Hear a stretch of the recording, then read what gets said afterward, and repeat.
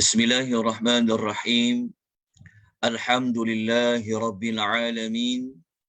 Wassalatu wassalamu ala ashrafil anbiya'i wa khatamil mursalin. Nabiyyina wa qudwatina wa qurrati a'yunina Muhammad ibni Abdillahil hadil amin. وعلى آله وصحبه أجمعين ومن سار على هديهم إلى يوم الدين أما بعد السلام عليكم ورحمة الله وبركاته. Waalaikumsalam warahmatullahi wabarakatuh. Ustaz. Terima kasih kita ucapkan kepada Kak Mazidah kerana beliau selalu menjadi pembuka kepada majlis kita. Semoga Allah Subhanahu Wa Taala memberikan rahmat kepada kita, tuan-tuan dan puan. Mohon maaf ada sedikit kelewatan. Biasanya kita akan mula 10.30 sharp tepat. Namun begitu ada beberapa perkara yang saya tak dapat nak elakkan. Alhamdulillah kita dapat juga bertemu buat kali yang pertama pada membincangkan bab kelebihan solat sunat rawatib, yang mana kita telah membincangkan 10 kelebihan solat fardu yang Allah Ta'ala wajibkan untuk kita melakukannya. Daripada 10 kelebihan tersebut, ada beberapa kelebihan yang boleh kita gunakan di dalam bab kita nak menyebut tentang kelebihan salat sunat rawatib ni. Ada beberapa kelebihan pada 10 kelebihan salat fardu yang boleh kita guna pakai. Di antaranya salat sunat ini dia berfungsi sebagai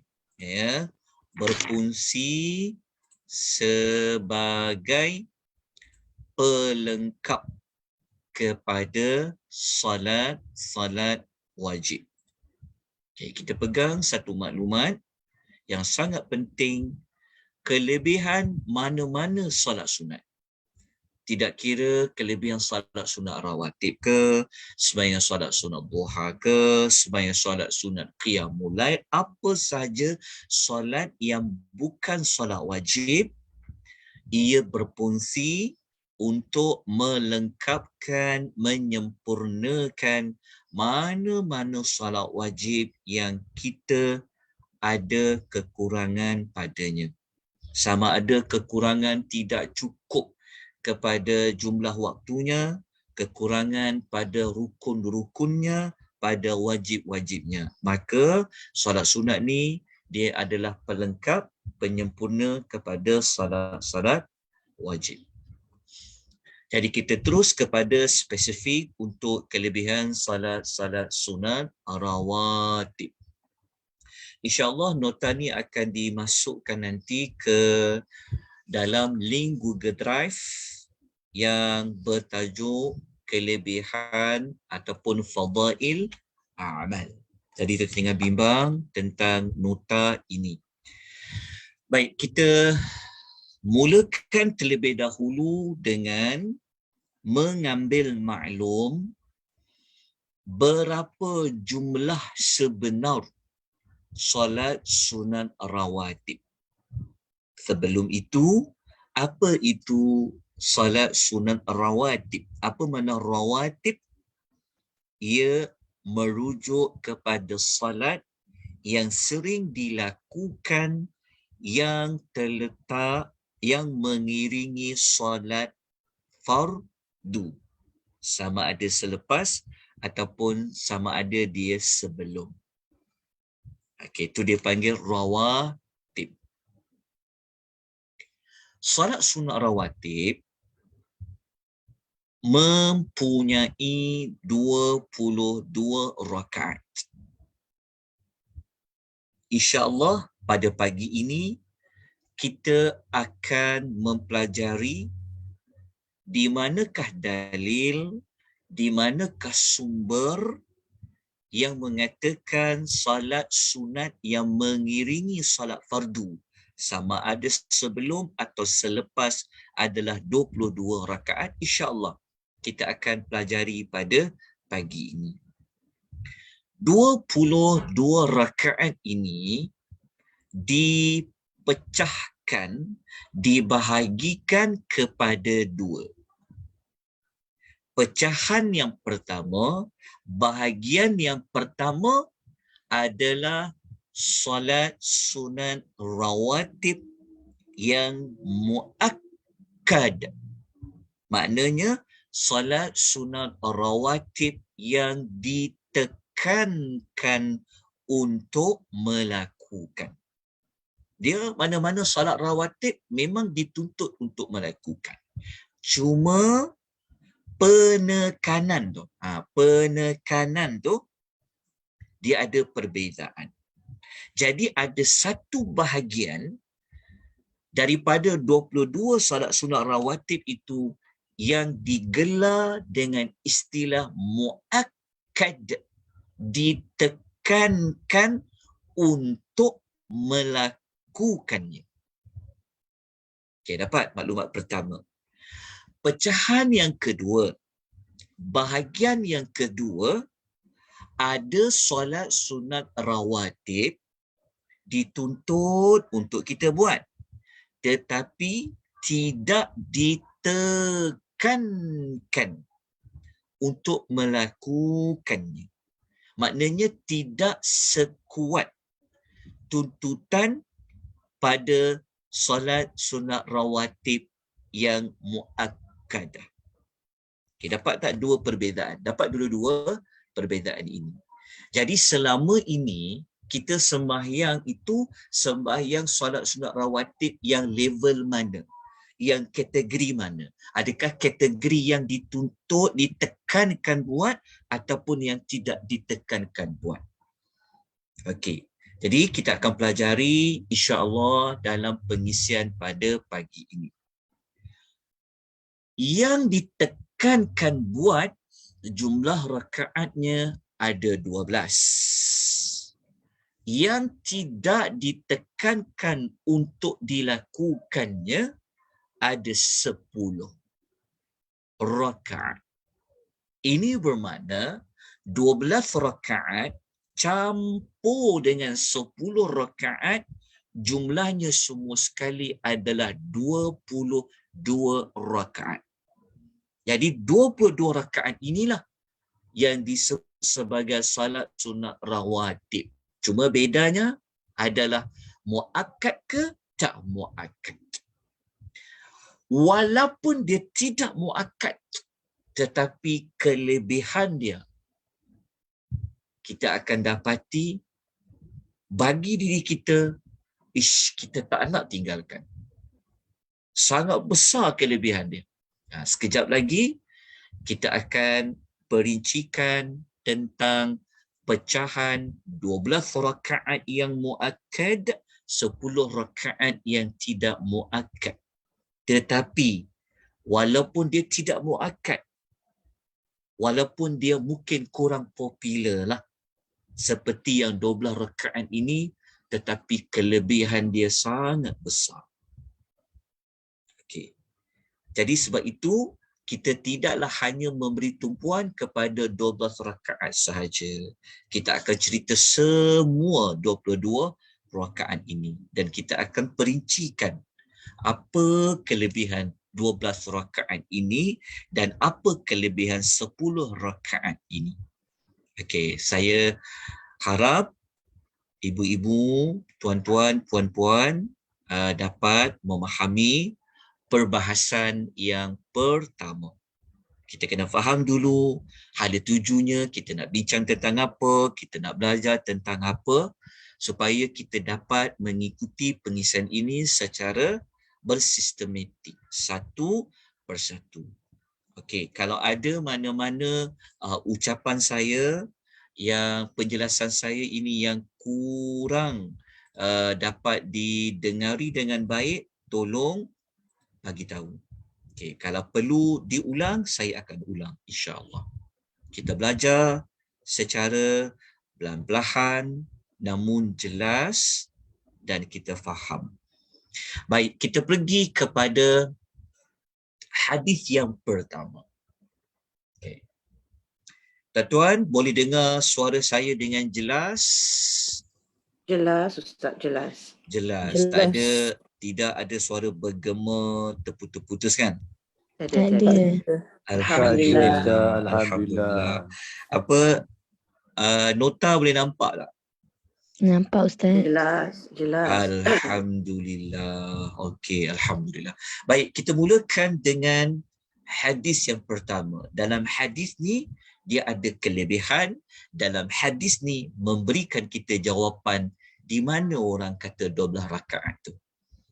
Berkata Ummu Habibah radhiyallahu anha, sabda Nabi sallallahu alaihi wasallam, ma min abdin muslim, tidaklah seorang hamba yang muslim yusalli lillahi, mengerjakan salat sunat kerana Allah. Ingat perkataan kerana Allah. Maknanya setiap salat sunat rawatib kita mestilah kerana Allah. Okey, jadi Nabi memberitahu kepada kita, tidaklah mana-mana hamba yang dia mengerjakan salat kerana Allah kulla yaumin, setiap hari, sintai asyrata rakaatan, sebanyak 12 rakaat. Sebanyak 12 rakaat setiap hari kerana Allah. Okey, pegang maklumat ni. Solat itu kerana Allah setiap hari 12 rakaat. Okey, jadi apa amal dia? Apa amal dia? Adalah 12 rakaat solat sunat setiap hari kerana Allah. Apa kelebihan dia? Kelebihan dia, illa banallahu lahu baitan fil jannah, melainkan Allah akan membangunkan, membina untuknya. Untuknya siapa? Baginya yang mengerjakan salat setiap hari 12 rakaat kerana Allah. Allah akan buatkan untuk dia sebuah rumah di dalam syurga. Hadis ini hadis sahih riwayat Muslim. Okey. Daripada hadis ini kita akan dapat ada berapa bilangan rakaatnya? 12 rakaat. Okey. Mana kita tahu dia adalah salat sunat rawatib? Nabi sebut perkataan tatawwu'an ghairul faridah. Dia adalah salat sunat. Okey, ini hadis pertama. Dia salat sunat 12 rakaat. Okey. Tapi belum lagi kita dapat pelajari 12 rakaat solat sunat itu solat apa? Bila? Kita dapatkan dulu bilangan rakaat itu ada 12. Dapatkan dulu. Ada 12. Okey. Allah akan buat kepada orang itu fadilat dia apa? Fadail dia apa? Kelebihan dia apa? Adalah Allah bangunkan dia sebuah rumah di dalam syurga. 12 rakaat inilah yang kita letakkan di bawah pecahan, ditekankan untuk melakukan. Ditekankan untuk melakukannya muakkad. Bagaimana boleh dikatakan ia ditekankan buat? kerana Allah Ta'ala menyebutkan, Nabi SAW menyebutkan kelebihannya adalah syurga. Lepas tu disebut perkataan setiap hari. Jadi 12 rakaat inilah sebenarnya salat yang ditekankan untuk buat. Jadi kita dapat dah 12 rakaat ni mana dalil dia, rujukan dia. Okey, kita dah jumpa dah hadis riwayat Muslim. Okey. Okey. Kita akan terus kepada mencari jawapan. Sebab tu kita belajar.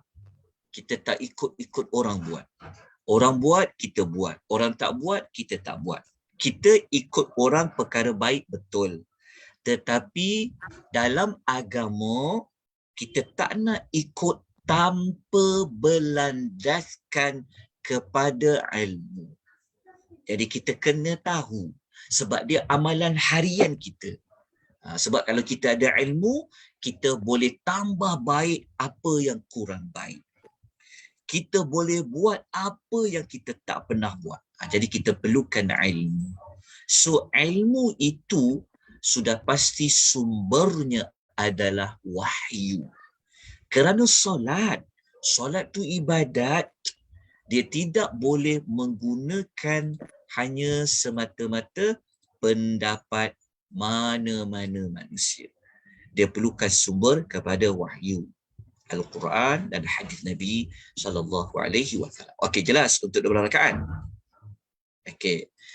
Jom kita pergi kepada mencari jawapan. 12 rakaat tu solat apa? Kan, dia masih lagi berada dalam keadaan kita bertanya. Okay, tapi kita tahu dah 12 rakaat tu memang Nabi kempen sunnah Nabi buat setiap hari. Allah membina satu rumah di dalam syurga. Okey, kita pergi kepada hadis yang kedua. Hadis yang kedua ini memberi jawapan kepada kita. 12 rakaat itu rakaat apa? Berkata Aisyah radhiyallahu anha, sabda Nabi sallallahu alaihi wasallam. Okay, sabda Nabi sallallahu alaihi wasallam. Man sabara ala sintain asyrata raka'atan fil yawmi wa laylah. Kan? Saya tertinggal nak terjemah yang depan ni. Saya tertinggal nak terjemah yang ni.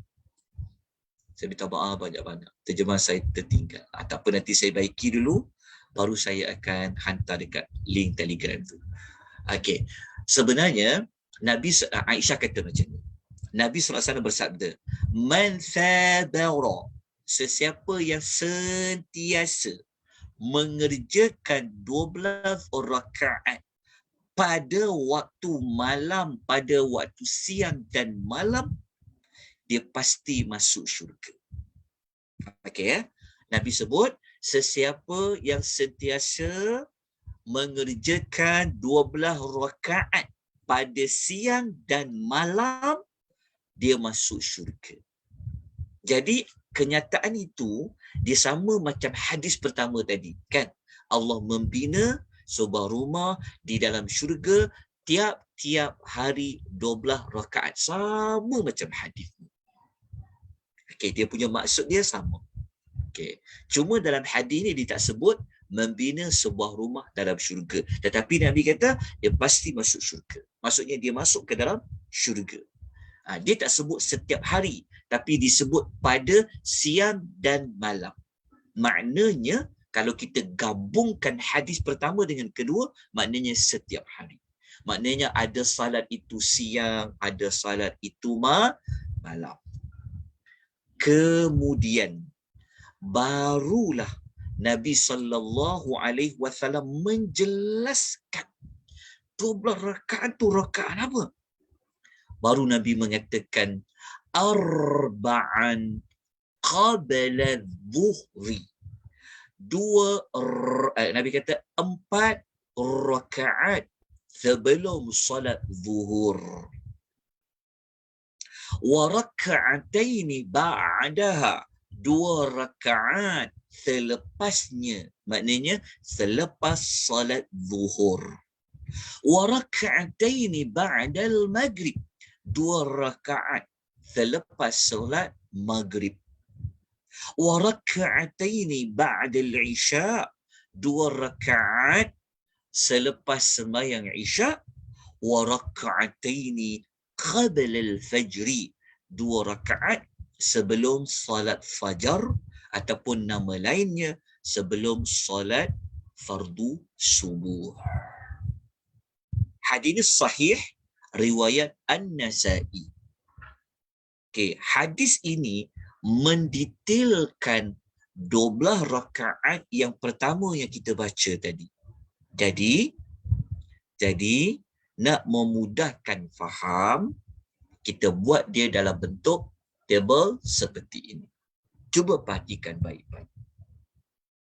Okey, perhatikan baik-baik. Okey. Salat fardu 5.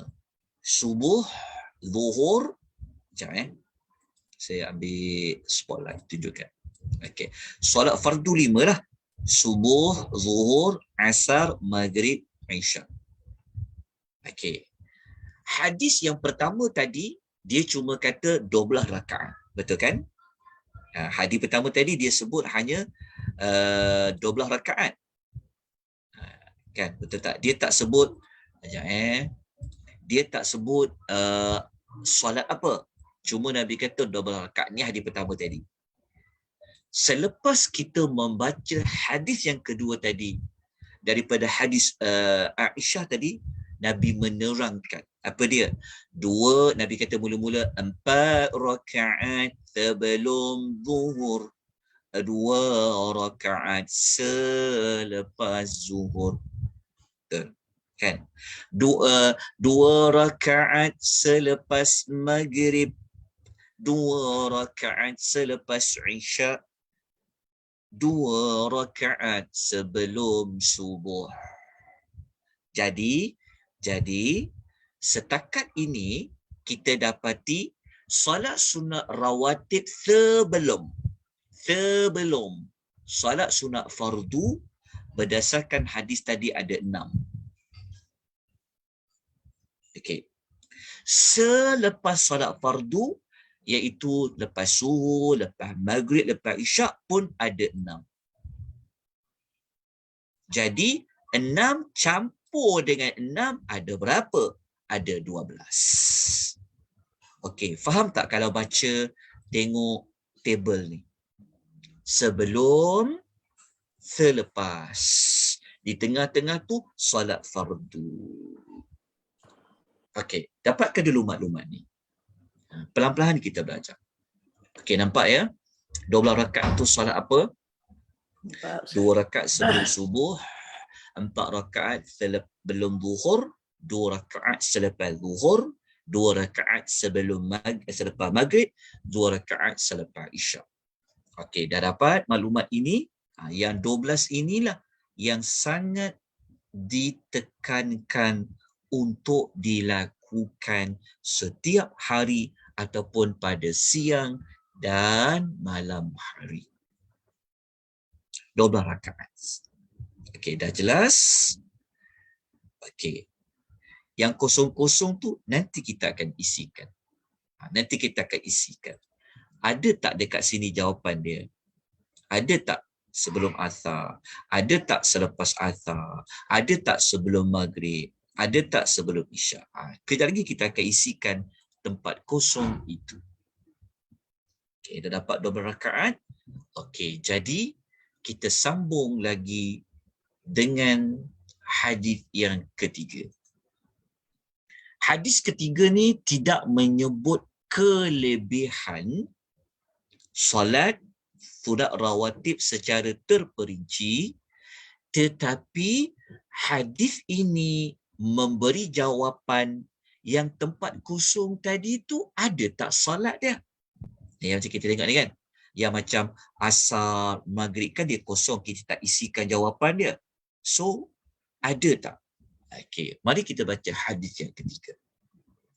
Berkata Abdullah bin Mughaffal radhiyallahu anhu, sabda Nabi sallallahu alaihi wasallam, baina kulli adhanaini salatun. Nabi ulang 3 kali. Baina kulli adhanaini salatun. Baina kulli adhanaini salatun. Nabi kata dalam sabda Nabi SAW, di antara 2 azan ada 1 solat. Nabi ulang kali kedua. Di antara 2 azan ada 1 solat. Di antara 2 azan ada 1 solat. Pada kali ketiga tu Nabi menambah perkataan liman sya'a. Nabi kata bagi sesiapa yang mahu melakukan. Apa tak perkataan? Bagi sesiapa yang mahu melakukan. Maknanya ada pilihan. Dia nak buat boleh, dia tak nak buat pun boleh. Maksudnya ayat dia tu siapa-siapa nak buat lah. Nabi kata macam ni. Antara 2 azan. Okey, ingat.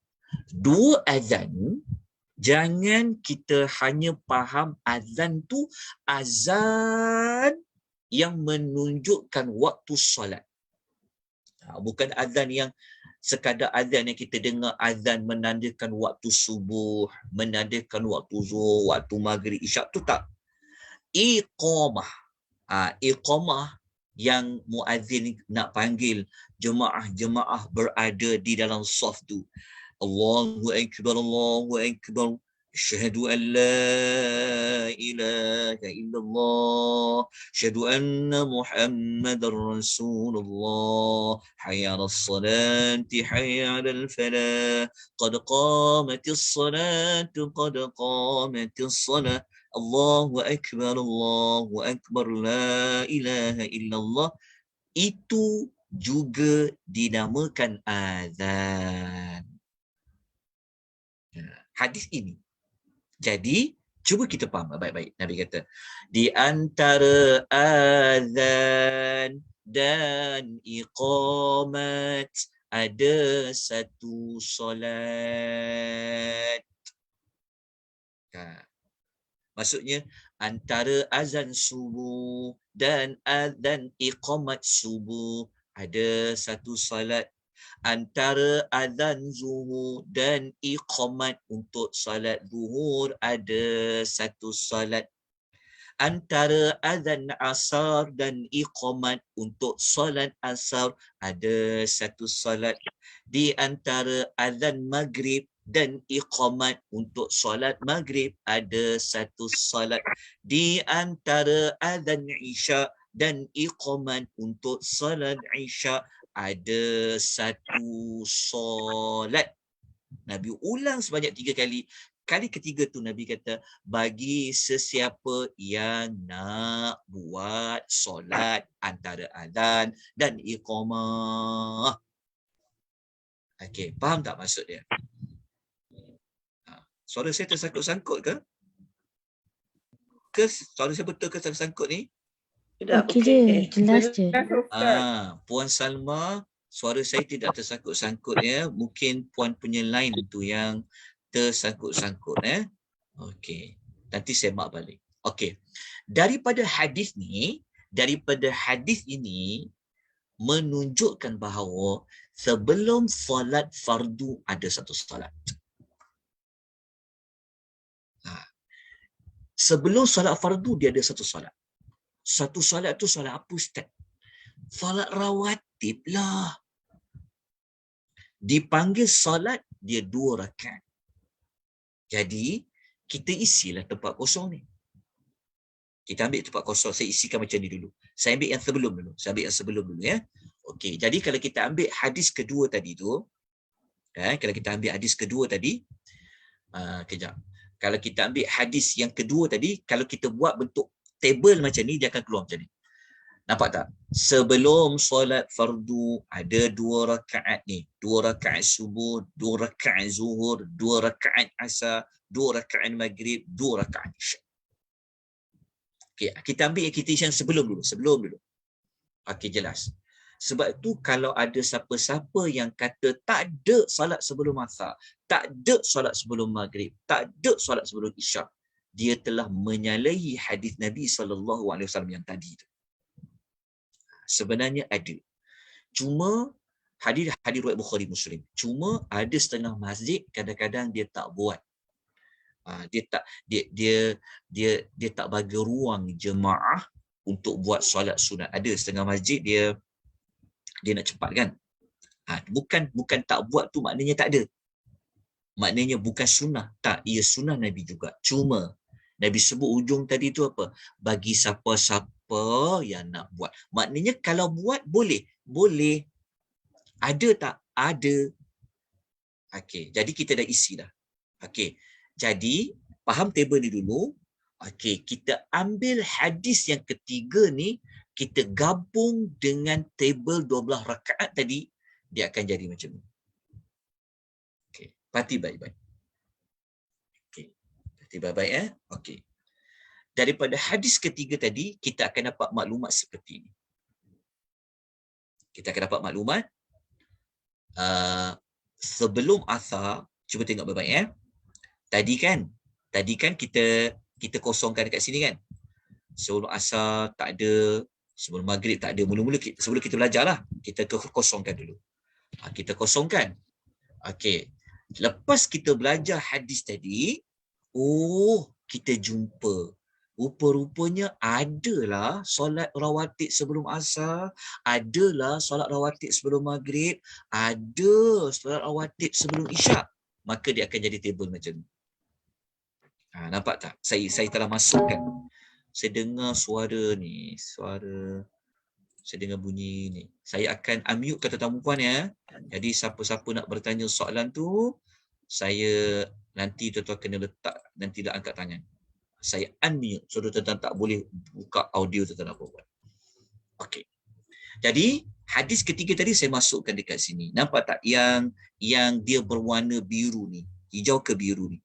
Nampak tak? Daripada hadis tadi kita letakkan 2 rakaat ada rupanya sebelum asar, ada 2 rakaat sebelum maghrib, ada 2 rakaat sebelum isyak. Jadi hadis ketiga tadi keseluruhannya akan menjadikan solat sunat rawatib dah jadi 18 rakaat. Mula-mula tadi 12. Sekarang dah jadi 18. Kenapa bertambah lagi 6? Bertambah lagi 6 sebab kita masukkan 2 rakaat sebelum asar, 2 rakaat sebelum maghrib, 2 rakaat sebelum isyak. Jadi jumlah sebelum sembahyang solat sunat fardu dia sudah ada 12 rakaat. Campur dengan zuhur 4 tadi itulah. Okey, jadi kita campur semua, maka jumlah dah jadi berapa? Dah jadi 18 rakaat. Okey, setakat ni jelas. Kat mana yang tak faham? Saya ni dulu. Saya bukakan unmute. Tanya dulu. Supaya faham. Supaya lepas ni, tuan-tuan boleh juga sampaikan maklumat ni kepada orang lain. Okey, setakat ni faham tak? Jelas tak? Pehe tak? Kedok pehe? Fahimtum? Ustaz. Jelas Ustaz. Ya, tanya. Saya nak tanya yang macam mana dengan niat dia? Niat dia dalam hati je puan. Saja aku semayang, solat sunat. Dia dalam hati je. Nak sebut selepas sebelum dan selepas tu Ya. Hati kita tahulah kan. Sebelum semayang, selepas semayang. Cuma para ulama dalam mazhab Syafi'i mereka nak betul-betul kita tahu niat tu, itu yang diajar lafaz. Usalli, solat sikit. Itu lafaz tu dia bukan niat. Lafaz Wah. tu membantu untuk niat. Tetapi Sama. niat tu di dalam hati. Samalah dengan niat tambah 6 rakaat depan. Ha? Sama apa puan? Sama? Okey. Tak apa. Okey, tuan-tuan dapat tak? Faham tak setakat ni? Ada apa penjelasan nak sebelum kita lanjutkan lagi ni? Okey, Assalamualaikum Ustaz. Saya nak tanya. Assalamualaikum warahmatullahi wabarakatuh. Ya. Kalau misalnya Zohor tu saya suruh buat 2 je sebelum. Tapi selepas saya buat 2 dah. Tapi saya buat sebelum asar saya buat 2. Adakah saya dapat 12 rakaat tu? Oh, enggak begitu, Bu. Sebab ibu kena buat, kalau ibu nak dapat yang 12 rakaat tadi tu, yang hadis tadi tu, kena buat 4 rakaat zuhur. Dia tak cukup buat 2. Kena buat yang kat sini. Kena yang maknanya kalau nak 12 tu, kiraan 12 tu ya. Okey, kejap. Pelan-pelan kita belajar. Kiraan 12 tadi tu mesti yang ini. Mesti yang ini. Kalau kita ambil 12 dekat sini, mesti sini kena buat 4. Kalau kita dah buat 2 saja, so dia tak jadi 12, dia akan jadi 10. Sebab dalam hadis tadi dia kata 12. Tapi saya buat yang solat-solat yang lain-lain tu sebelum asar, sebelum isyak, sebelum maghrib tu macam mana Ustaz? Wallahu alam yang tu. Saya faham maksud ibu. Maksudnya ibu buat asar 2 kan? Zuhur buat 2, dia akan jadi juga 12 rakaat. Betul kan? Betul. Dia akan jadi 12 juga. Okey, cuma dalam hadis tadi sebab ada hadis kedua tadi, hadis kedua yang ni, lepas tu saya sebut hadis 1, hadis 2 ni, Aisyah sebut 4 rakaat, Nabi sebut 4 rakaat sebelum solat zuhur. Itu yang jadi ada 12 rakaat. Sebab apa? Sekejap lagi nanti waktu kita masuk dekat solat zuhur, dia ada benda yang sangat special sebelum zuhur tu. Assalamualaikum Ustaz. Sebab itu zuhur tu elok dibuat 4. Sebab ada hadis kita akan belajar nanti, Nabi tidak meninggalkan 4 rakaat sebelum zuhur. Saya tunjukkan hadis tu terus. Kejap, saya jawab soalan lain. Kejap, saya tunjukkan kat sini. Cuba tengok kat sini. Saya paparkan solat zuhur. Tengok kenapa Nabi buat 4? Kejap. Pertama dekat sini. Kita tengok dekat hadis ni dulu. Kejap. Tadi saya bagi. Tengok dekat hadis ni. Berkata Aisyah radhiyallahu anha, dia kata anna Nabiy sallallahu alaihi wasallam kana la yad'u arba'an qabla adh-dhuhri. Sesungguhnya Nabi SAW tidak pernah meninggalkan 4 rakaat sebelum zuhur. Ustaz, 2 salam kan? Yang bab salam tu nanti saya akan cerita kemudian. Kita masuk rakaat dululah. Dia buat kalau solat sunat memang elok buat 2-2 lah. Itu paling afdal. Okey. Dapat tak puan? Jadi jawapan dia, jika kita nak dapatkan 12 rakaat itu dengan kita ambil mana-mana asalkan 12 rakaat, ia tidak, wallahu alam, kalau kita tengok pada hadis tadi dia tak menempati pada hadis kedua tu. Sebab hadis kedua tu dia menyebutkan secara langsung 4 rakaat sebelum zuhur. Jadi kalau contoh kita tak nak sembahyang 4 rakaat zuhur lah, saya nak potong dia yang ini saya jadi 2, saya sembahyang asar 2, jadi juga 12. Bukan kiranya macam tu. Sebab zuhur ni dia ada spesialis kat sini. Sebab tu Nabi suruh buat banyak 4. Kelebihan kalau kelebihan asar ni, dia tak seperti kelebihan zuhur. Zuhur ni pintu-pintu langit dibuka. Kejap lagi saya akan masuk pada hadis tu. Sebab tu Nabi suruh buat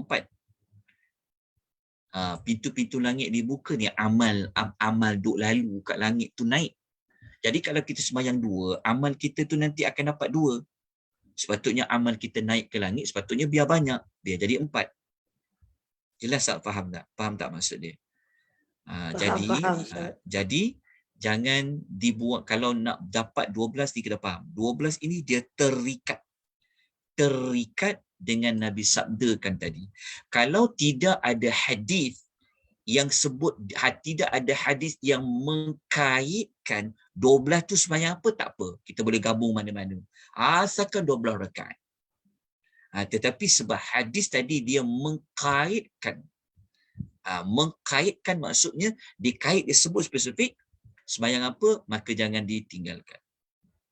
Jelas ya soalan puan yang bertanya tadi? Ustaz, Ya. okey, nak tanya satu soalan. Okey. Ha. Kalau kita mengikut hadis yang pertama tu, dia maknanya cukup 12 rakaat ya untuk solat sunat ya. Tapi kalau kita buat lebih, contohnya 4 rakaat sebelum Zuhur dan 4 rakaat selepas Zuhur, dah jadi 14, dah tak ikutlah hadis ni. Boleh ke Ustaz? Tak ikut hadis tu maksud apa? Maksud tak ikut hadis? Maknanya dah tambah lagi 2 rakaat. Okey. Sekarang ni dah 12 rakaat. Okey. Kita gunakan solat Zuhur, selepas tu 2 rakaat ya. But now kita tambahkan selepas Zuhur jadi 4 rakaat. Lebih rakaat. tak apa. Oh, lebih tak apa. Lebih tak apa, jangan kurang. Oh ya. Maknanya kita lebih buat tak apa. 4 sebelum Zuhur dan 4 selepas Zuhur. Ya, 4 selepas Zuhur tu lagi saya akan masuk bab tu. Okey, baik Ustaz. 4 rakaat sebelum Zuhur, selepas Zuhur, nanti saya akan masuk pada hadis itu. Tapi soalan bertanya tadi tu, maknanya kalau kita buat lagi 4 rakaat, kalau kita buat 4 rakaat selepas Zuhur, kat sini kan dia cukup 2 kan? Lepas tu kita nak tambah lagi. Tambah lagi 2. Kan? Dia dah akan jadi, dia tak jadi 12 dah. Dia akan jadi 14. Dia jadi 14. Dia jadi 14. Jadi adakah menepati hadis? Menepati hadis. Menepati hadis tu maksudnya dia buat lebih lagi baik. Tapi jangan kurang dari 12. Kurang jangan, lebih tak apa. Dan buat juga solat ikut pada hadis tadi itulah. Okey, jelas. InsyaAllah jelas. Terima kasih Ustaz. Okey, sama. Nanti kita akan sebutkan dalil dekat mana yang ada 4 rakaat tu. Apa kelebihan kita tambah lagi 2 rakaat. Tambah sikit je lagi 2. Apa kelebihan dia? Sekejap lagi kita akan masuk. Okey. Ini bermakna 12 rakaat inilah yang muakkadah. Yang ditekankan. Yang ditekankan. Yang 12 inilah yang kita masukkan di sini, dekat kotak ni. Inilah. Selain daripada 12 tadi, dia akan pergi ke sini. Dia akan masuk ke sini. Walaupun dia masuk dekat sini, dia tetap namanya rawatib. Okey. Setakat ni boleh faham. Tanya dulu, tak apa, bagi jelas. Ustaz, ada satu Ya. lagi persoalan. Boleh. Okey, kalau kita bermusafir, ya, kita buat jamak kasar, contohnya ya. Okey, perlu tak kita buat solat rawatib ni? Hanya tak, ya. Kalau kita ikut hadis Nabi SAW, Nabi tak buat. Nabi apabila dia musafir, dia hanya buat 2 rakaat sebelum subuh dia. Kalau kita ikut pada Nabi buatlah. Ni, Nabi hanya buat 2 rakaat sebelum subuh dia. Nanti kita akan masuk kelebihan khusus 2 rakaat sebelum subuh. Cara kita nak tahu dia sangat penting daripada 5 jenis solat ni, Nabi tidak meninggalkan 2 rakaat subuh walaupun Nabi musafir, apatah lagi Nabi tak musafir. Jelas. Tetapi yang lain Nabi tinggalkan. Sebab apa? Antara alasannya sebab apa? Sebab silakan. Sebab Allah dah memberikan kelebihan, maknanya kita jamak kasarkan, ya, benda tu dah diringankan, ya, untuk solat fardu. Mengapa kita nak buat lagi? Maknanya Allah meringankan lagi, ya, untuk solat sunat rawatib. Betul Ustaz? Ya, itu di antara Itu di antara hikmah mengapa Allah memberikan ruang memendekkan solat kan. Okey. Jawapan lain dia adalah antara nak banyakkan rakaat, nak banyakkan rakaat fardu ke nak banyakkan rakaat sunat? Jawapan dia, antara fardu dengan sunat, mana yang patut kita banyakkan rakaat? Maksudnya rakaat apa yang patutnya kita solat? Sepatutnya fardu kan, contoh macam ni. Semayang zuhur kita potong dia jadi 2 rakaat, betul tak? Tiba-tiba kita semayang sunat rawatib 4 rakaat. Ini semayang sunat, betul tak? Jadi maksudnya adalah daripada maksudnya kalau solat sunat zuhur pun telah dipotong jadi 2, kenapa kita macam puan cakap tadi itulah, kenapa kita nak tambahkan solat sunat tu lagi, kita nak buat solat sunat? Sebab apa? Kalau dituntut pada solat tu dibuat banyak ketika musafir, sepatutnya tak payah potonglah jadi 2. Baik buat zuhur tu jadi 4, betul tak? Kan? Tetapi kenapa dipotong 4 tu jadi 2? Kerana musafir. Kerana ruang untuk musafir tu. Tiba-tiba kita buat lagi 2 rakaat sebelum zuhur. Jelas tak? Jadi dia hikmah kepada ibadat qasar tadi tu. Jadi itu di antara alasan dia. Walaupun begitu sebenarnya dia khilaf sebenarnya. Jadi kalangan para sahabat ada yang buat jugalah. Tapi kalau dia ada beberapa sebab lah. Jadi jawapan dia yang paling, maksudnya ketika musafir kita jaga solat fardu tu. Tapi 2 rakaat sebelum subuh ni jangan tinggal lah. Yang ni Nabi selalu buat. Walaupun kita musafir. Yang ni Nabi tak buat. Plus dengan witir. Kalau Nabi musafir, Nabi tak tinggal 2 solat sunat. Rakaat subuh dan witir. Nabi tak tinggalkan. Okey. Okey, ada pertanyaan lain? Ada persoalan lain? Setakat ni boleh faham tak? Nampak tak kenapa ada warna biru ni? Confused tak?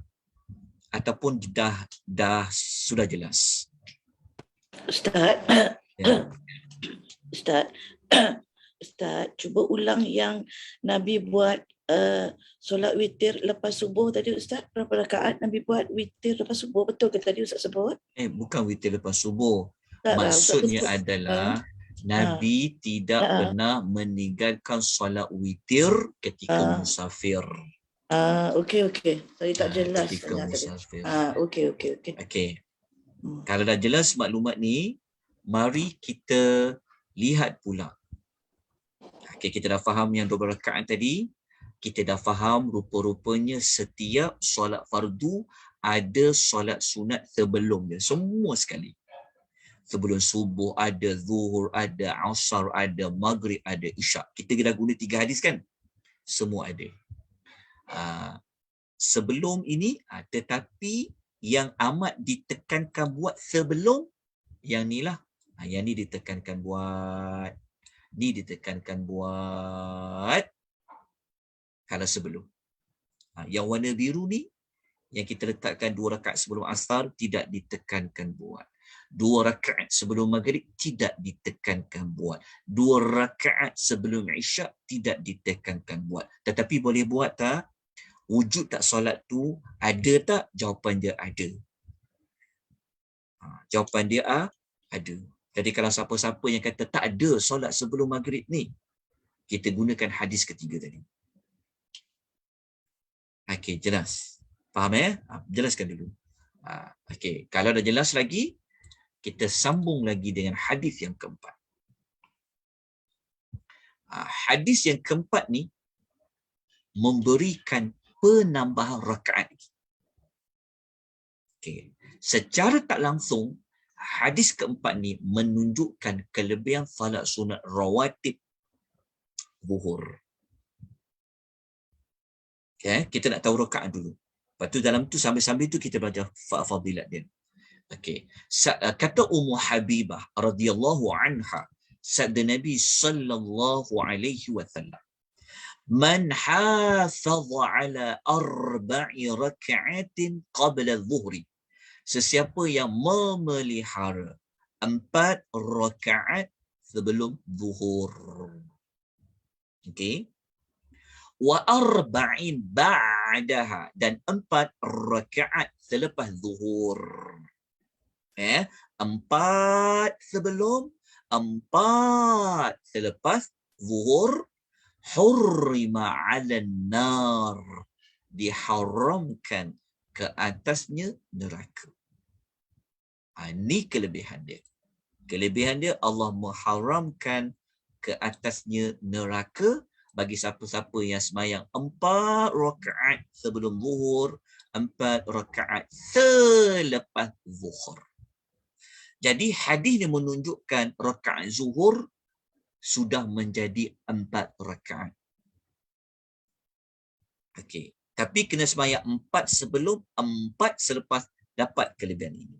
Allah haramkan ke atas orang itu adalah neraka. Jadi, cara nak faham dia, tengok baik ya. Okey, tengok gambar rajah ni. Mula-mula kita hanya jumpa yang 12 rakaat tadi apa? 2 rakaat kan? Apabila kita baca hadis tadi, Nabi kempen kepada kita, tambahlah lagi 2. Buat lagi 2 kata Nabi. Selepas dia. Selepas zuhur ni. Tambah lagi 2. Kita dah sembahyang 2. Kita dah sembahyang 2. Kan? Tapi kalau kita boleh bangun lagi, buat lagi 2, dia akan dapat kelebihan yang khusus. Iaitu Allah jauhkan dia daripada api neraka. Secara tak langsung, kita bagi jawapan kenapa zuhur tu ada 4. 4 rakaat. Okey. Jadi, kita isikan kotak itu dengan maklumat. Okay, cuba perhati baik-baik. Jadi, kotak tadi tu, yang solat sebelum dan selepas, saya masukkan yang ni. Saya baru masuk ni tadi. Berdasarkan dia, kita baru masukkan yang ni. Ada 2 rakaat kan? Jadi, apabila kita baca hadis tersebut, jumlah rakaat sudah menjadi 20. Dah makin bertambah kan? Faham tak? Ya Ustaz, faham. Okey. Jadi pada salat zuhur rawatib ni, kalau boleh buat 4 sebelum, 4 selepas, Allah jauhkan ia daripada api neraka. Faham tak? Maksudnya kita cuma tambah lagi 2 je. Kita tambah lagi 2 saja. Ya Allah, besarnya kelebihan dia. Tambah 2 saja. Kalau mampulah, tambah 2. Jadi sekurang-kurangnya kita tahu dalil dia dulu. Tahu sumber rujukan dia. Okey. Jelas? So, keseluruhan dia dah jadi 20 rakaat. Okey. Baik, perhatikan baik-baik. Tadi kita kata asal jumlah rakaat ni berapa semua? Patah balik kepada mula-mula lagi. Ada berapa tadi kita sebut? 22. 22. So sekarang kita dah jumpa lagi. 20 kan? Kita dah jumpa lagi 20. 2 lah. Tinggal lagi 2. 2 tu sembahyang apa? Sekejap kita masuk. Okay. Kita tinggal lagi 2 saja. Kita dah jumpa 20. Jadi kita tengok kat mana 2 ni? 2 lagi. Okey, dah boleh faham tu. Jom kita lanjutkan lagi dengan rawatib tadi. Okey. Kalau kita belajar secara offline, memang saya akan tulis kotak ni dekat whiteboard lah. Kita akan buat lah. Isikan bagi faham. Okey, ada rujukan. Okey, sekarang kita tengok sekejap ya. Saya patah balik macam ni. Ya. Mula-mula kita belajar berapa? 12 rakaat. Okey, 12 rakaat. Makin kita belajar, baca hadis-hadis, kita dah jadi 16 rakaat. 18 rakaat. Tak. Baca lagi, belajar lagi, dah jadi 20 rakaat. Okay. Jadi, kita nak tengok pula kelebihan solat sunat lain dalam masa yang sama, memberikan jawapan mana 2 rakaat lagi tu. 2 rakaat lagi tu apa? Okay. Adakah ini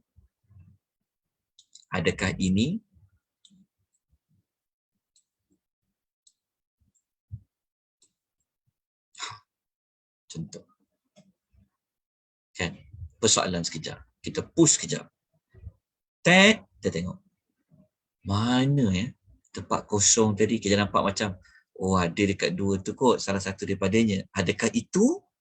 Okey, jom kita belajar kan. Untuk isi jawapan tempat kosong ni, kita tak boleh hanya kita saja-saja letak. Kan ini adalah solat ibadat. Ibadat perlukan wahyu. Okey, kat mana 2 ni? Maka kita tengok hadis yang berikutnya. Okay. Kata Abdullah bin Umar radhiyallahu anhuma, sabda Nabi sallallahu alaihi wasallam, rahimallahu ra'an shalla qabla al-'asri arba'an. Semoga Allah merahmati seseorang yang salat 4 rakaat sebelum asar. Allah akan merahmati, Nabi doakan. Nabi doakan tau. Siapa-siapa yang sembahyang 4 rakaat sebelum zuhur, Nabi doa dia dapat apa? Dia dapat rahmat. Ini kelebihan dia. Amal dia apa? Amal dia 4 rakaat sebelum zuhur. Jadi, siapa-siapa yang amalan dia sebelum dia sembahyang asar, fardu asar, dia sembahyang 4 rakaat sebelum asar, fadilat dia, Nabi mendapat doa Nabi supaya Allah bagi rahmat pada dia. Hadis ni hasan, riwayat Ahmad, Abu Daud, Tirmizi, Ibnu Khuzaimah dan Ibnu Hibban. Okey, jelas. Kita belajar tadi 2 rakaat sebelum asar dia tak? Ada. Tetapi tidak disebutkan kelebihan tertentulah. Kan? Tetapi jika kita dah sembahyang 2, kita tambah lagi 2 jadi 4, kita termasuk salah seorang daripada manusia yang Nabi SAW doakan dia dapat rahmat Allah Subhanahu wa ta'ala. Jadi berdasarkan hadis tadi ni, kita isikan tempat kosong. Bukan isi tempat kosong. Dia ada dekat sini. Nampak tak dekat sini? Dia nampak kat sini. Dia jadi 4 sebelum asar. Okey. Jadi jumlah keseluruhan dah berapa? Cukuplah 22. 22. Cukup 22. Okey. Cukup 22. Jadi, kenapa saya warnakan biru-biru ni? Okey.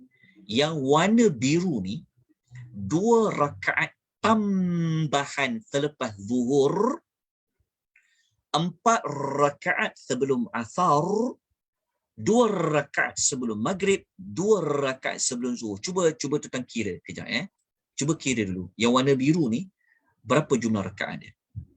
2 rakaat tambahan selepas 2 rakaat yang selepas zuhur. 10. 4 rakaat. 2 rakaat. Okey, nama kita 10 tadi. Betul. Dia akan jadi 10. Jadi, 10 yang warna biru ni, inilah jawapan dia.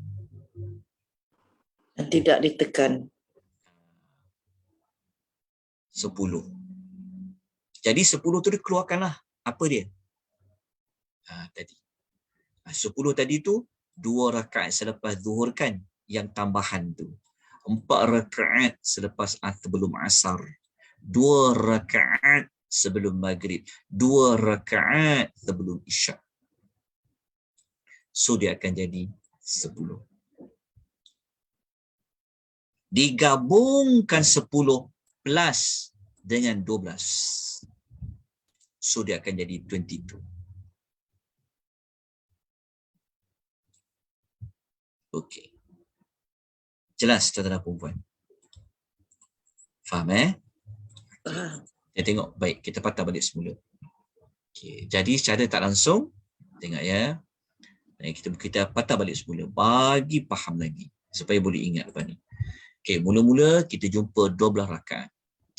12 rakaat inilah yang rawatib. Yang ditekankan. Mu'akkad. 12. Kita belajar hadis yang berikutnya lagi. Kita dah jumpa berapa? Dah jadi 18. Okey, 18. Belajar lagi lebih mendalam. Banyakkan baca lagi hadis Nabi SAW. Kita dah jumpa 20. Baca lagi hadis Nabi. Belajar lagi lebih mendalam lagi. Akhirnya kita jumpa. Oh, cukuplah 22 rakaat. Inilah namanya rawatib. Kalau boleh buat 22 rakaat ni, berganda-ganda kelebihan dia. Kalau yang dekat sini tadi, Allah apa? Allah haramkan kepadanya api neraka. Okey. Kalau buat 2 rakaat, kalau buat 2 rakaat sebelum asar, kalau yang kat sini pula, dia termasuk dalam doa Nabi, Allah akan merahmati dia. Nabi selalu doakan, doalah. Siapa-siapa, semoga Allah merahmati siapa-siapa yang sembahyang sunat rawatib 4 rakaat sebelum. Cuma di masjid jelah sebab waktu orang nak bekerja kan. Susah nak jumpa. Kalau sembahyang berjemaah di maghrib ni kadang-kadang nak dapat sebelum salat jemaah tu, nak sempat buat 4 ni kadang tak sempat sebab terlalu cepat. Tapi kalau kita sembahyang macam sekarang Allah bagi buat jemaah di rumah ke kan, kalau masih lagi tak boleh pergi cara beramai-ramai, ambillah kelebihan tu. Sembahyang 4 rakaat sebelum sembahyang asar. Buat sembahyang asar pula. Dapat dalam termasuk dalam doa Nabi SAW. Semoga seorang itu Allah merahmati dia. Semoga Allah merahmati dia.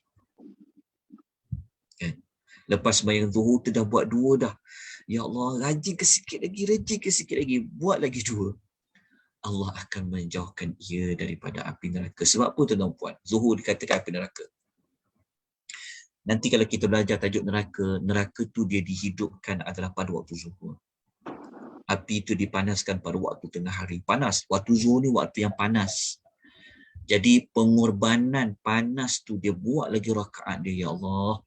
Allah bagi kelebihan banyak pada orang tu. Okey. Jadi kita dah dapat dah. Sambil kita belajar 22 rakaat, dalam tu kita belajar juga kelebihan bagi setiap solat ni. Cuma belum habis lagi. Sebab kita belum lagi bincang kelebihan khusus. Kelebihan khusus bagi setiap solat. Maknanya apa kelebihan 2 rakaat sebelum subuh? Kita akan bincangkan sekejap lagi secara spesifik. Apa kelebihan 4 rakaat sebelum zuhur ni? Kita akan bincang secara spesifik selepas ni. Tapi asal tadi kita dah ceritakan. Okey, setakat ni jelas? Ya. Assalamualaikum Ustaz. Ya, Assalamualaikum warahmatullahi wabarakatuh. Ya. Nak tanya, ada tidak dalil solat sunat lepas insya 4 rakaat? Sebab ada ustaz yang memberitahu. Saya pun nak tanya tu juga Ustaz. Ustaz mohon pencerahan. Terima kasih. Okey, hadis tu ada, cuma status hadis itu menjadi perbincangan di kalangan para ulama hadis. Status hadis yang kata buat 4 rakaat dapat pahala macam Lailatul Qadar kan? Ya. Betul ke? Ya betul. Betul ke Ustaz? Lailatul Qadar. Kita memang suka kejar kelebihan tu. Betul lah. Tetapi kekuatan hadis itu yang nak diguna dalam berhujah. Itu isu dia. Hadis tu ada. Ada. Dia dalam ilmu hadis, okey. Pertama, memang betul. Kita ada rujukan hadis dia. Okey, sebab kita tak nak buat ibadat yang Nabi tak buat, kita buat. Ada hadis tu. Mana ada kaitan dengan Nabi. Tetapi betul ke ada kaitan dengan Nabi?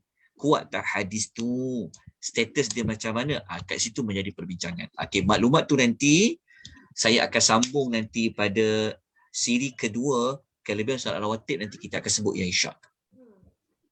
Sebab saya kena buat dia dalam bentuk carta supaya lebih faham tentang hadis tu. Lepas ni kalau ada kita boleh terang pada orang lain. Ustaz, tapi kalau kita buat dapat pahala tak? Ataupun Itulah perbincangan dia sebenarnya. Dia ada perbincangan lah dekat situ. Kalau Kena tunggu. jawapan dia kita kena tunggulah.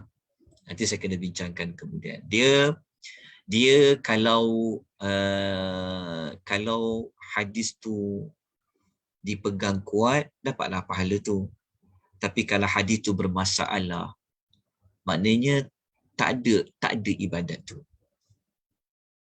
Itu pada hadis tu. Sebab tu penting rujukan hadis. Kita tengok kan, kita dapat 22 rakaat ni semua ada hadis kan. Jadi 22 rakaat.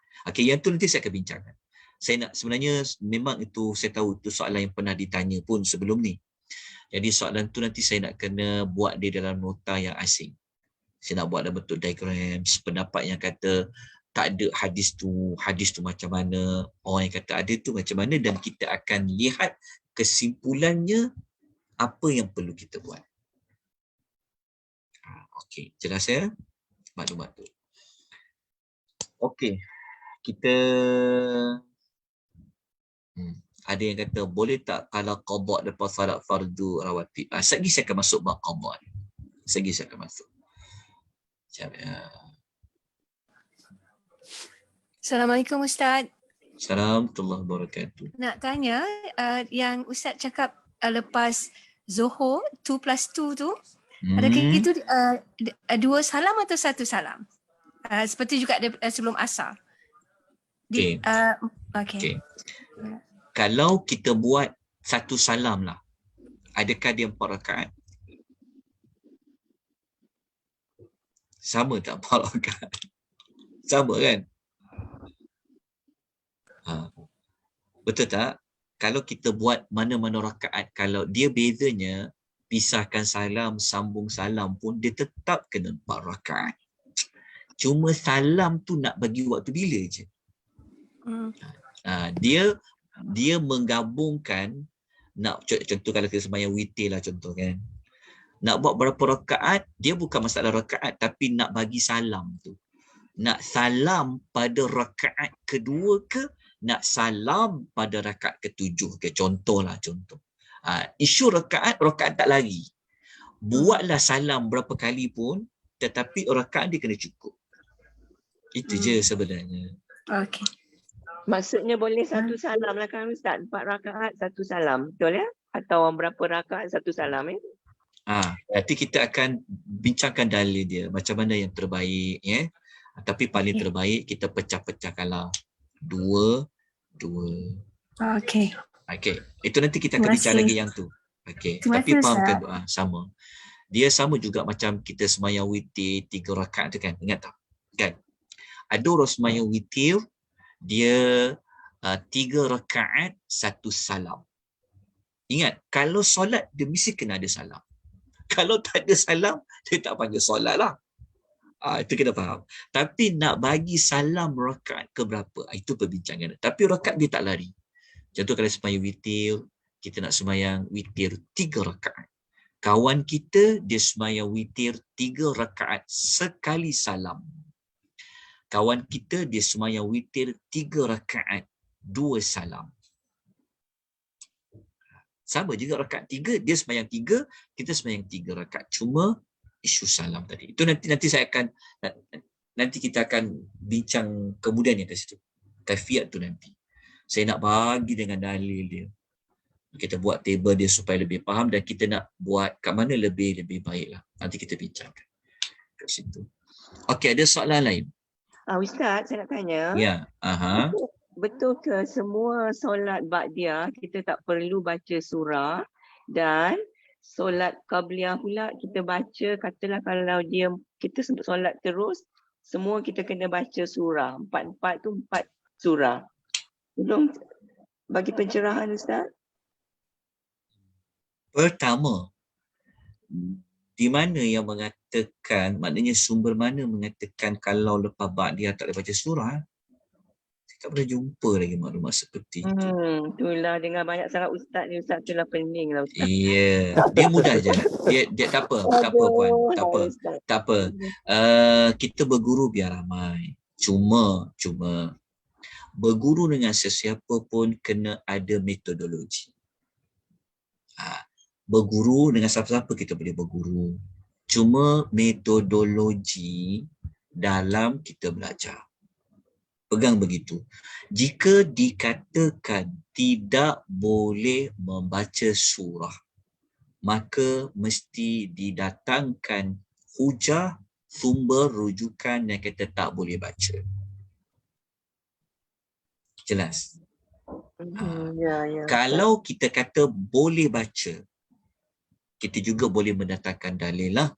Sebab apa dia boleh baca. Okey. Baca surah tu baca ayat Quran tak? Baca ayat Quran kan? Ya, baiklah juga baca kan Ustaz. Ya. Boleh ke, Dari kan? sudut alasannya membaca Al-Quran itu kan baik ketika solat. Kenapa kita kata tak perlu baca? Dekat situ hujah yang umum pun kita dah boleh jawapan dia. Yang lebih khusus, mana larangan kita baca? Kalau dia kata afdal tak baca, mana perkataan Nabi yang kata dia afdal? Dia begini, dalam ilmu, dunia ilmu, betul lah orang dikata, tetapi penting orang tu kata berlandaskan apa. Itu penting. Contoh kita kata, ustaz tu cakap sembahyang rawatib 22 rakaat. Ustaz tu cakap. Tapi kita belajar, ustaz tu cakap 22 rakaat berlandaskan apa? Jawapan dia, ada hadis 1, 2, 3, 4, 5. Contoh. Itu yang kita kena ikuti mana-mana pengajian. Pergilah di mana sekalipun, mesti kalau dia bentuk hukum, bentuk sesuatu spesifik tu, kita boleh bertanya, ada tak ditunjukkan dalam hadis Nabi ke, pendapat ulama ke? Ingat, pendapat ulama jangan ditolak. Okay, pendapat ulama kena dijadikan panduan. Cuma rujukan utamanya mesti hadis dulu. Ulama kita yang kita rujuk adalah Nabi SAW. Lepas tu, gunakan para ulama ini yang alim, yang pakar ni memahami hadis. Kena faham macam tu. Okay? Jadi nanti kalau Puan Masyitah ada dalil ataupun dapat maklumat tu, nanti kita kongsikan. Ingat ya, setakat dapatan saya mungkin saya tak pernah jumpa hadis ke, mungkin saya tak pernah jumpa kaul ulama ke, wallahu alam. Tapi secara umum kita digalakkan berdiri lama dalam solat, kita digalakkan baca Quran panjang-panjang dalam solat. Kita dah bincang kelebihan Al-Quran dekat situ. Assalamualaikum Ustaz. Assalamualaikum warahmatullahi wabarakatuh. Ya Puan. Nak tanya satu lagi soalan. Okey, dalam kita melakukan solat sunat ini, yang mana lebih baik? Ada kita perlu baca doa iftitah ataupun kita tinggalkan doa iftitah? Kita terus baca Al-Fatihah dalam melakukan solat sunat. Solat sunat, doa iftitah baca. Memang begini, apa pun solat, baca semua zikir tu. Baca semua zikir tu. Kenapa kita nak tinggalkan doa iftitah? kecuali kecuali dalam keadaan darurat seperti mana waktu dah pendek dah ni, contoh mungkin kita ada hajat dan sebagainya. Okey, sebelum tu sebabkan dia doa. Kan solat ni tempat yang elok untuk kita berdoa. Nama pun doa iftitah. Doa pembuka. Ya Allah, sayangnya lah kalau tinggalkan doa. Cara dia puan, cara dia adalah begini. Sekejap Doa iftitah yang orang Melayu duk ajar dekat sekolah tu, yang kita duk belajar tu, kita baca yang panjang. Kenapa kita tak belajar membaca yang pendek dalam keadaan kita tak nak tinggalkan doa iftitah itu? Ajar Ustaz. Oh, ada kitab Al-Azkar tak? Al-Imamu An-Nawawi. Ada tak? Ada Ustaz, dalam tu ada. Okey, saya bagi contoh. Okey, saya bagi contoh. Kalau kita belajar ikut hadis Nabi SAW, ada doa iftitah, ya Allah, pendek je. Kalau kita ada kita Al-Imamu An-Nawawi rahimahullah ta'ala. Okey. Jawapan dia puan, jangan tinggalkan membaca doa iftitah. Okey, puan pernah dengar tak bacaan macam ni? Ini yang pendek. Pernah dengar tak bacaan yang macam ni? Subhanakallahumma wa bihamdika tabarakasmuka wa ta'ala jadduka wa la ilaha ghairu. Tu je. Pendek je. Yang kita duk baca tu, yang diajar Allahu Akbar kabira tu, dia gabung dua hadis. Wajjahtu wajhiya lilladzi fatara as-samawati wal ard. Itu yang paling panjang. Yang kita duk baca wajjahtu wajhiya lilladzi itu adalah hadis yang panjang doa iftitahnya. Sedangkan doa iftitah Nabi ni kadang-kadang panjang, kadang-kadang pendek, kadang-kadang sederhana pendek. Jadi kita tengok keadaan kita, sebab kita jangan tinggalkan doa iftitah tu. Jadi cara dia, waktu kita kesibukan, ada pekerjaan, baca yang pendek. Subhanakallahu wa bihamdika wa tabarakasmuka wa ta'ala jadduka la ilaha illa ghairu. Wala ilah ghairu. Selesai. Jadi jawapan dia, puan boleh merujuk dalam kitab Al-Azkar, zikir-zikir yang dikarang oleh Al-Imamu An-Nawawi. Sebab selama ni Ustaz memang tak baca doa iftitah. Hanya setakat baca Al-Fatihah dan surah saja. Itu yang diajarkan. So, tapi ada dengarlah juga Ustaz lain beritahu seelok-eloknya kita baca doa iftitah. Jawapan dia seelok sebab pertama, semayang tu memang tempat kita berdoa. Lepas tu, dia memang sunnah Nabi SAW, Nabi baca doa iftitah. Kadang-kadang sayang kan, kadang semayang, kadang tak sempat nak baca doa iftitah kan. Jangan baca. Dia kalau ikut betul sunnah Nabi SAW, baca doa iftitah, lepas tu baca a'udzubillah, baru baca Al-Fatihah. Kalau mampu, bacalah surah di dalam Al-Quran. Mana-mana surah. Assalamualaikum InsyaAllah Ustaz. selepas ini insyaAllah. InsyaAllah. Ya puan, ya puan. Apa dia? Ada saya pernah dengar. Dia kata kalau tak nak baca semua doa iftitah tu, kita baca sekerat je. Dia kata sampai ni, Allahu Akbar kabiran walhamdulillahi katsiran subhanallahi bukratan wa asila, sampai situ. Betul tak? Ya, ya. Itu memang salah satu hadis Nabi baca. Yang kita sambung wajah tu wajhiya lilladzi ni, kita ambil hadis lain. Lepas tu kita potong. Itu yang kita pun pelik. Dia kalau betul-betul baca ikut Nabi baca tu, wajah tu dia bukanlah sampai kat sini tau. Dia bukan dekat wa bidzalika umirtu wa ana minal muslimin. Kan kita banyak berhenti kat situ kan? Kalau kita betul-betul ikut hadis tu start, sebenarnya Nabi sambung lagi. Allahumma antal malik la ilaha illa anta rabbi wa ana abduk zalamtu nafsi wa taraftu bi dhanbi faghfir li dhunbi sampai hujung. Tapi soalan puan tadi tu boleh. Allahu akbar kabira walhamdulillahi katsira wa subhanallahi bukratan wa asila. Boleh sampai situ. Sebab Terima kasih. dia memuji-muji Allah Azza wa Jalla. Okey. Terima kasih Ustaz. Okey, kita masuk kepada waktu pun dah pukul 12. Jadi kita akan belajar tajuk ni. Kita akan lebih spesifik lagi. Tadi kita belajar umum kan? Umum 12 rakaat. Jadi kita akan belajar spesifik kelebihan solat sunat rawatib subuh. Kalau apa kelebihan dia. Lepas tu kita akan masuk tajuk ni. Nak baca apa rakaat-rakaat. Nanti kita akan sebut. Ada hadis sebut. Lepas tu macam mana kalau kita terlepas solat subuh, sebelum sembahyang subuh tu sunat nak buat apa. Termasuklah kita akan masuk di kelebihan solat sunat sebelum zuhur. Maknanya minggu depan nanti kita masuk yang solat sunat sebelum sembahyang subuh, lepas tu sebelum sembahyang zuhur.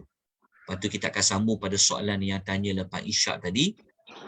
Baru kita masuk kepada nak sembahyang sambung ke tak sambung rakaat. Lepas tu tamat tajuk untuk solat sunat rawatib. Baru kita masuk kepada solat-solat sunat yang lain.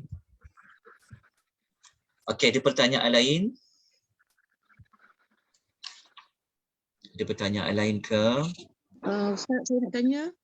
Ya.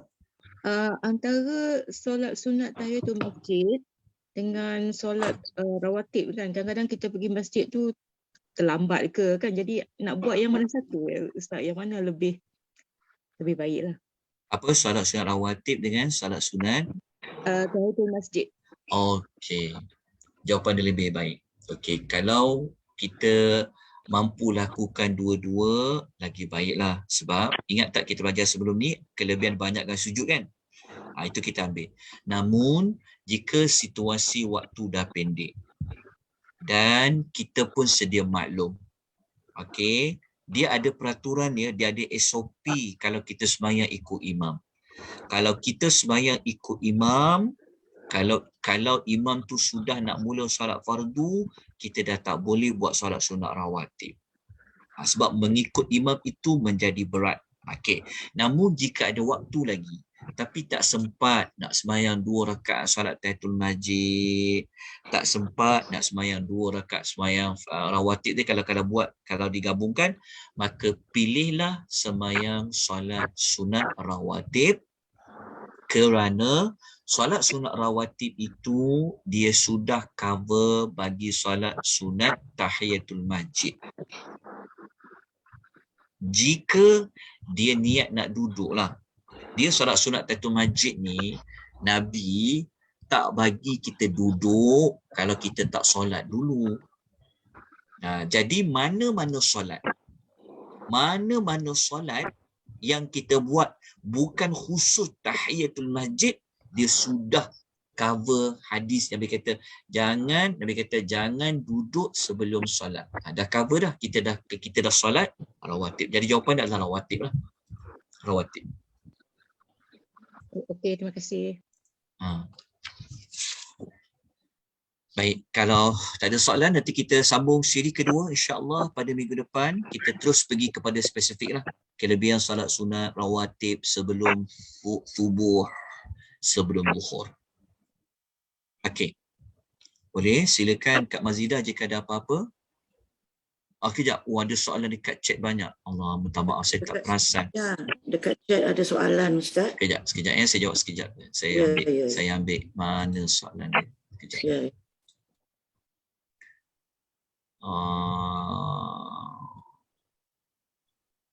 Okey. Soalan dia, dalam solat sunat bila tahiyat akhir ada mengatakan hanya perlu sampai ini buat selawat. Kejap saya jawab kemudian nanti. Kejap. Sekejap ya. Saya nak kena ambil semua soalan tentang perempuan ni. Yang kena jawab minggu berikutnya sebab soalan ni saya perlukan kepada rujukan ni. Kejap.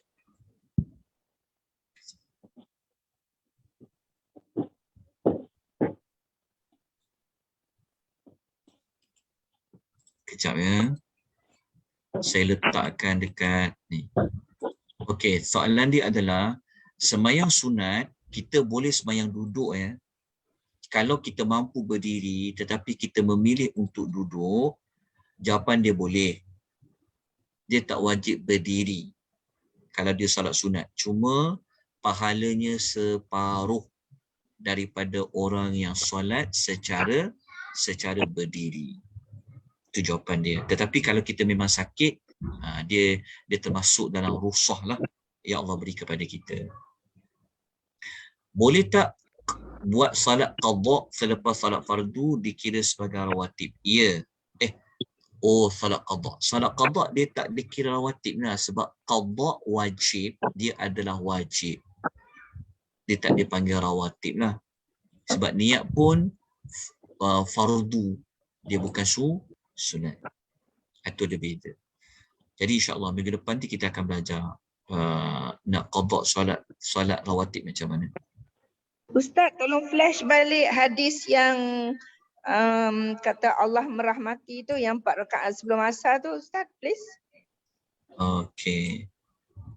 2%. Okey, kejap Sekejap puan. Ni hadis dia puan. Ni hadis dia daripada Abdullah bin Umar radhiyallahu anhuma. Sabda Nabi sallallahu alaihi wasallam, rahimahallahu ra'an shalla qabla al-'asri arba'an. Semoga Allah merahmati seseorang yang salat 4 rakaat sebelum asar. Okey. Saya PDF-kan, saya terus hantar. Terima kasih Ustaz, terima kasih. Okey, sama-sama. Jadi soalan dalam chat tu saya akan jawab kemudian yang lain tu.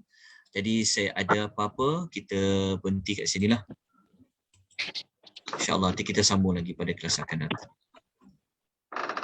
Silakan Kak Mazidah, ada apa-apa info? Ya, ada apa info. Minta maaf Ustaz, suara saya hari ni agak kurang jelas ya. Banyak mengaji Quran tu. Kurang sihat sikit Ustaz. Jadi kepada jazakumullah Ustaz dan kepada semua jemaah-jemaah. Memang saya rasa ramai yang dah confused sebab sebelum ni mengaji kat sana, mengaji kat sini kan. Tetapi apa yang Ustaz sampaikan ini adalah based on hadis-hadis Ustaz ya. Namun kita akan sambung lagi sehingga kita bertemu di minggu hadapan. Assalamualaikum warahmatullahi wabarakatuh. Waalaikumsalam warahmatullahi wabarakatuh. Syafakillah Kak Mazidah. La Terima ba'sa kasih Ustaz. Terima kasih semua. Terima kasih Terima kasih Ustaz. Terima kasih semua. Terima kasih Kak Mazidah. Semoga cepat sembuh Hajah. InsyaAllah. Ustaz. Terima kasih Ustaz. Terima kasih semua. Kak Rasul Manda. Assalamualaikum. Assalamualaikum. Okay.